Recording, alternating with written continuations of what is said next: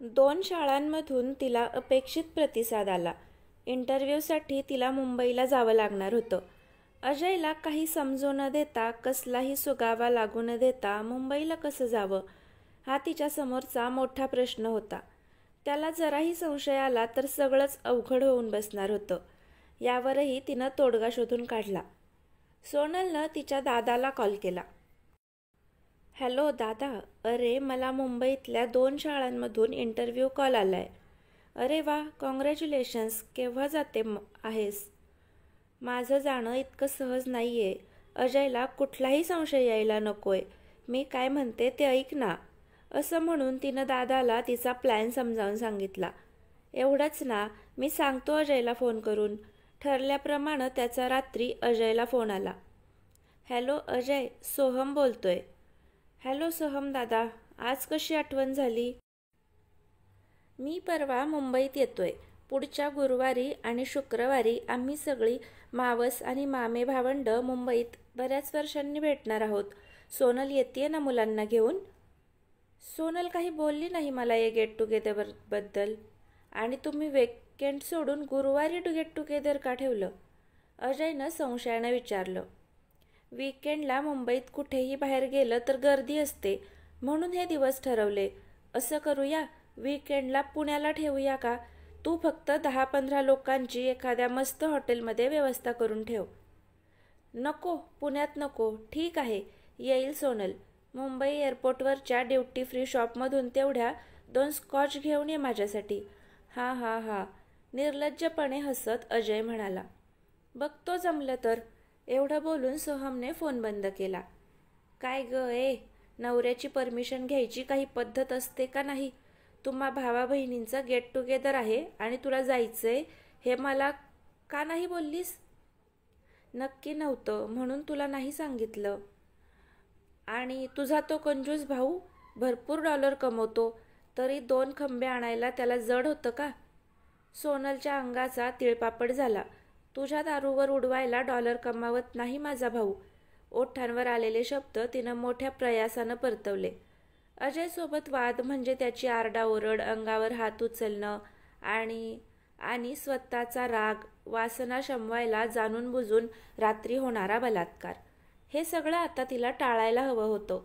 मोठ्या मुश्किलीनं तिचं मुंबईला जाणं ठरलं होतं. त्याचा तिला विचका करायचा नव्हता. तिची भावंडांच्या गेट टुगेदरची थाप दादानं फोन केल्यानं अजयला खरी वाटली होती. खरं तर मुलांना सोबत नेण्याची गरज नव्हती, पण ती घरात नसताना अजय मुलांचाही छळ करायला मागे पुढे बघणार नाही, हे तिला माहीत होतं. 7 वर्षांचा नील तर बापासमोर यायला देखील घाबरायचा. ज्या दिवशी अजय घरात आरडाओरड करायचा, त्या दिवशी नील हमखास रात्री झोपेत गादी ओली करायचा. 10 वर्षांची तन्वी मात्र समंजस होती. अजयचा आवाज चढला की लगेच ती छोट्या भावाला तिच्या खोलीत नेऊन त्याचं मन रमवायचा प्रयत्न करायची. आपल्या मुलांसाठी सोनल शक्यतो अजयसमोर शांत राहण्याचा प्रयत्न करायची, नमतं घ्यायची. याच गोष्टीचा तो फायदा उचलत असे. मुलांना घेऊन सोनल मुंबईत आली. हातातली बॅग खाली ठेवून तिनं स्वप्नाच्या फ्लॅटची डोअरबेल दाबली. स्वप्ना, सोनलची कॉलेजमधली बेस्ट फ्रेंड. स्वप्नाचा नवरा शरद दादरमधील नावाजलेला इन्व्हेस्टमेंट कन्सल्टंट होता. ती गुरुवारी मुलांना घेऊन येते एवढंच सोनलनं स्वप्नाला सांगितलं होतं. ती येण्याची वाट पाहत असल्याप्रमाणे स्वप्नानं दार उघडलं. हाय सोनल, खूप दिवसांनी भेटतेस ग. सोनलला जवळ घेत स्वप्ना म्हणाली. तन्वी आणि नील स्वप्नाच्या तेजससोबत खेळण्यात रमले. स्वप्ना आणि शरदला सोनलनं तिच्या परिस्थितीची सगळी कल्पना दिली. त्या दोघांना तिच्यासाठी खूप वाईट वाटलं आणि तिला जमेल तशी मदत करण्याचं दोघांनी ठरवलं. सोनलच्या एक गोष्ट लक्षात आली होती. आपली दुःख, त्रास कोणापासून लपवून ठेवत उगाच सुखी असल्याचा आवाहनात काहीही अर्थ नसतो. उलट खरी परिस्थिती योग्य लोकांसमोर ठेवल्यास आपण आपल्या अडचणीतून मार्ग काढू शकतो. गुरुवार आणि शुक्रवार लागोपाठ दोन्ही शाळांचे इंटरव्ह्यू होते. दोन्ही इंटरव्ह्यू अपेक्षेपेक्षा चांगले झाले. दोन्ही शाळा दादरमध्येच होत्या. दादर ईस्टमधील शाळेचा पे स्केल जास्त चांगला होता, पण सोनलच्या आई पप्पांचा फ्लॅट दादर वेस्टला असल्यानं दुसरी शाळा तिला जास्त सोयीची असणार होती, म्हणून थोडा कमी पगार असला तरी त्या शाळेतच नोकरी घ्यायचं तिनं ठरवलं. दिवाळीनंतर शाळेत रुजू व्हायचं होतं. तन्वी आणि नीलच्या ॲडमिशनसाठी सुद्धा तिनं त्या शाळेच्या व्यवस्थापनाशी बोलून ठेवलं होतं. तिथं नोकरी घेतली तर त्या दोघांनाही फीमध्ये सवलत मिळणार होती. शरदच्या सल्ल्यानं तिनं तिच्या पप्पांनी तिच्यासाठी ठेवलेले पैसे जास्त परतावा देणाऱ्या म्युच्युअल फंड्समध्ये गुंतवले. महत्त्वाची कामं संपवून ती तिघं पुण्यात परत आली. एका दुपारी शाळेतून आल्यावर सगळी कामं आटोपून मुलांचा अभ्यास घेत असताना अचानक तन्वी म्हणाली, मम्मा, तुला एक विचारू? काय गं तनू, विचार ना. तू पप्पाला सोडून रिमॅरेज करणार आहेस का? तिला जवळ घेऊन थोपटत सोनल म्हणाली, रिमॅरेज नाही बाळा, पण पप्पाला सोडून आपण तिघं दिवाळीनंतर मुंबईत शिफ्ट होणार आहोत. वाव मम्मा, खरंच? आनंदानं नीलचे डोळे चमकले. मला पप्पांची खूप भीती वाटते गं मम्मा, आपण लवकर जाऊया ना इथून. तन्वी आणि नील दोघंही तिच्या निर्णयानं खुश झालेली पाहून तिला बरं वाटलं. पण त्याच वेळेस बापाच्या मायेला पारखी झालेल्या आपल्या लेकरांकडे पाहून तिचे डोळे भरून आले. दोन्ही मुलांना तिनं हृदयाशी कवटाळलं. दिवाळी 15 दिवसांवर आली होती. मुलांच्या 6माही परीक्षा सुरू होत्या. गेल्या महिन्यात सोनल शाळेच्या प्रिन्सिपलना भेटली होती. तिनं मुंबईत शिफ्ट होत असल्यानं नोकरी सोडण्याबद्दल आणि मुलांचे ॲडमिशन काढून घेण्याबद्दल त्यांना सांगितलं होतं. हे शैक्षणिक वर्ष पूर्ण करून शाळा सोडण्याचा त्यांनी तिला सल्ला दिला. मात्र नाईलाजास्तव तिला आत्ताच पुन्हा सोडून जावं लागत आहे हे तिनं त्यांना समजावल्यावर त्या तयार झाल्या. काही दिवसात गडबडीत असल्यानं सोनलचं अर्जुनसोबत फारसं बोलणं झालं नव्हतं. नाही म्हणायला 3-4दा कॉल करून अर्जुननं तिची विचारपूस केली होती. त्या दिवशी दुपारी तिनं त्याला कॉल केला. Hello Sonal, how are you? मी ठीक आहे, तू कसा आहेस? I am good as usual. मी दिवाळीनंतर मुंबईत शिफ्ट होतीये. ज्या शाळेत मी जॉईन होणार आहे तिथंच तन्वी आणि नीलची ॲडमिशन घेईन. दादानं फ्लॅट रिकामा करून साफसफाई करून घेतलीये. That's great. मी मुंबईत येतोय पुढच्या महिन्यात अम्माला न्यायला, तेव्हा भेटूच. तुझी मुलं कशी आहेत? मला एकदा दोघांशी व्हिडिओ कॉलवर बोलायचंय.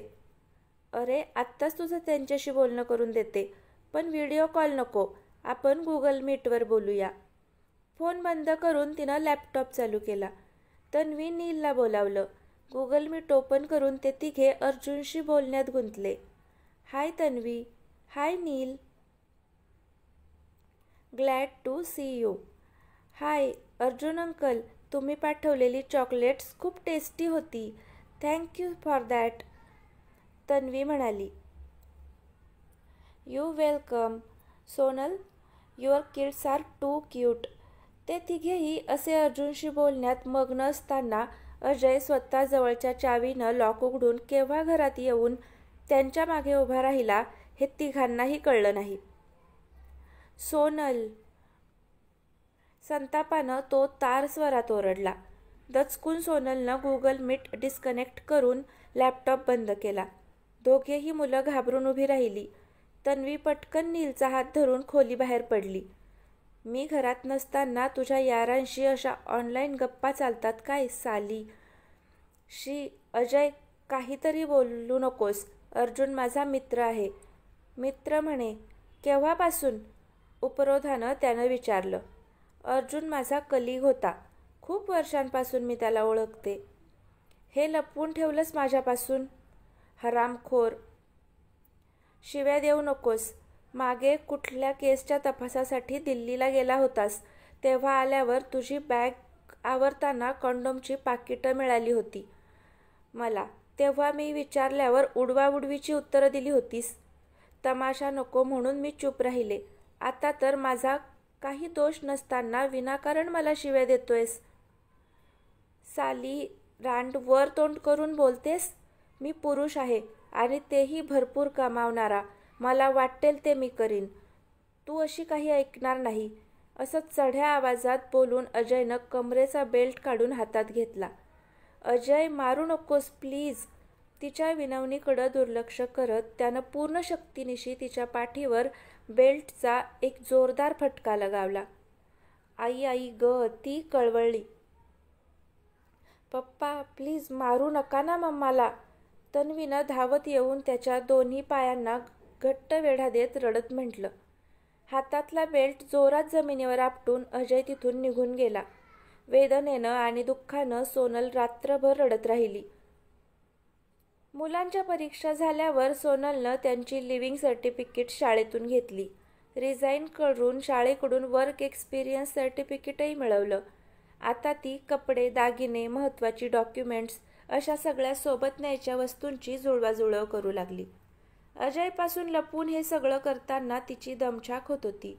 त्याला संशय येऊ नाही म्हणून बॅगा मात्र ती निघायच्या दिवशी भरणार होती. त्यांचा निघण्याचा दिवस उजाडला. अजय ड्युटीवर गेला असताना सोनलनं भराभर बॅगा भरल्या. अजयसाठी पत्र लिहून त्याला दिसेल अशा ठिकाणी ठेवलं. मोबाईलवर टॅक्सी बुक केली. त्या घराला एक वार शेवटचं पाहून डोळ्यातलं पाणी आवरत दार बंद करून ती खाली उतरली. तर मित्रमैत्रिणींनो, या कथेचा पुढचा भाग नक्की पहा आणि पुढचा भाग पाहण्यासाठी चॅनलला आत्ताच सबस्क्राईब करा. सबस्क्राईब बटन दाबताना घंटीचं बटनही दाबा, म्हणजे जेव्हा कथेचा पुढचा भाग येईल तेव्हा तुम्हाला ते समजेल. कथा आवडत असेल तर लाईक आणि शेअर करा. धन्यवाद.